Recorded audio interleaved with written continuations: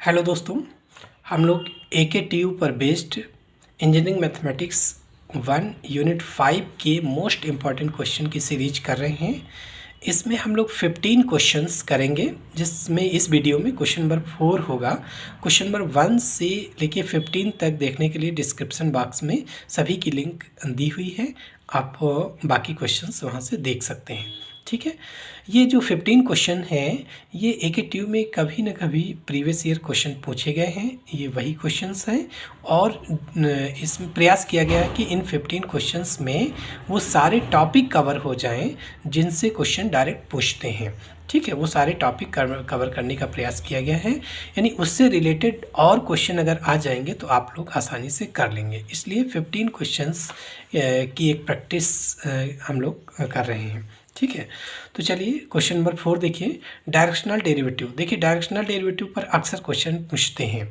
तो directional derivative of phi at point P in the direction of the line x minus 1/2 is equal to y minus 3/-2 is equal to z/1। ठीक है, देखिए directional derivative कैसे निकालते हैं।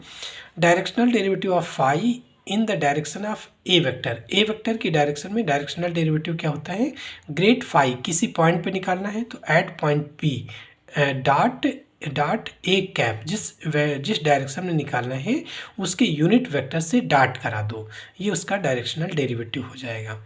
ठीक है, तो यहाँ पर फाई क्या दिया है, फाई इज इक्वल टू है 5x² y minus 5y² z plus 5/2 z² x, है ना। तो हमें सबसे पहले ग्रेड फाई निकालना होगा उस P पॉइंट पर। तो grad phi is equal to formula होता है I cap del phi point del X plus J cap del phi point del Y plus K cap del phi point del Z. ये formula है grad phi निकालने का, क्योंकि del की value होती है I cap del upon del X plus J cap del upon del Y plus K cap del upon del Z, value होती है डेल की, वेक्टर डिफरेंशियल ऑपरेटर। तो grad phi is equal to क्या हो गया, I cap into del phi upon del X, phi का X के respect में पार्शियल डेरिवेटिव, तो ये हो जाएगा 10xy, इसमें तो x है नहीं, ये हो जाएगा plus 5/2 z², 10xy plus 5/2 z² plus J cap into del phi upon del Y, Y के रिस्पेक्ट में कर लो तो 5x² माइनस 10yz और इसका y के रिस्पेक्ट में 0 हो जाएगा, plus K cap into Z के रिस्पेक्ट में इसका 0 हो गया, माइनस का 5y² प्लस 2z आ गया, 2 से 2 कैंसिल, 5zx प्लस 5zx। इस पॉइंट पे निकाल लो 1 1 1 पॉइंट पर, है ना, डायरेक्शनल डेरिवेटिव निकालना है इस पॉइंट पर 1 1 1 पॉइंट पर।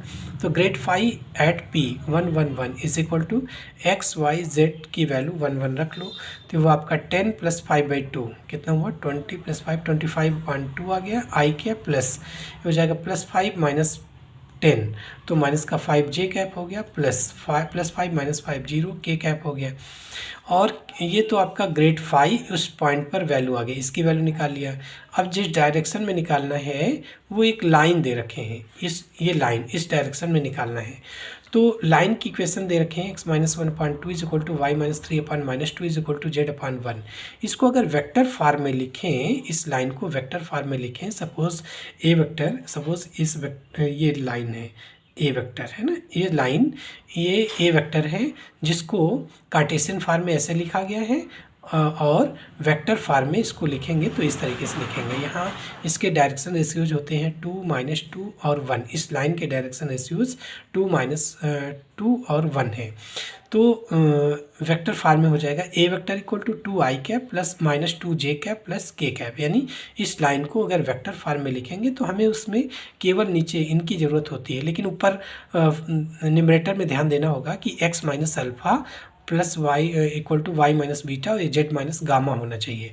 अगर ये -y-3 होता तो हम माइनस कामन लेके उस माइनस को नीचे डालते, यानी स्टैंडर्ड फार्म में पहले इसको लिखना होगा। स्टैंडर्ड फार्म क्या कि x माइनस अल्फ़ा अपन या x minus x1 upon alpha is equal to y minus y1 upon beta is equal to z minus z1 upon gamma. इस फार्म में इसको लिख लेंगे तो इस लाइन की इक्वेशन हो जाएगा कि A vector equal to alpha I cap plus beta J cap plus gamma K cap, है ना, इस फॉर्म में होना चाहिए। तो इस लाइन्स को हम लोग वेक्टर फॉर्म में लिखें तो ए वेक्टर इक्वल टू दिस आ गया। तो रिक्वायर्ड डायरेक्शनल डेरिवेटिव, है ना, एक शब्द लिख लेंगे रिक्वायर्ड मतलब जो पूछ रहे हैं। So required directional derivative equal to grad phi at point P into A cap मतलब यूनिट वेक्टर ए वेक्टर का यूनिट वेक्टर क्या होता है, A vector upon mod of A vector.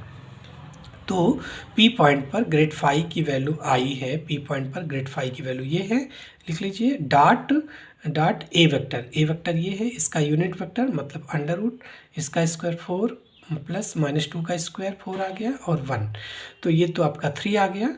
और इसका डॉट प्रोडक्ट करा लो तो 25/2 इंटू 2 से 2 कैंसिल 25 आ गया, -5 इंटू -2 कितना हुआ 10 आ गया, अपान में 3 ये इसका 0 आ जाएगा।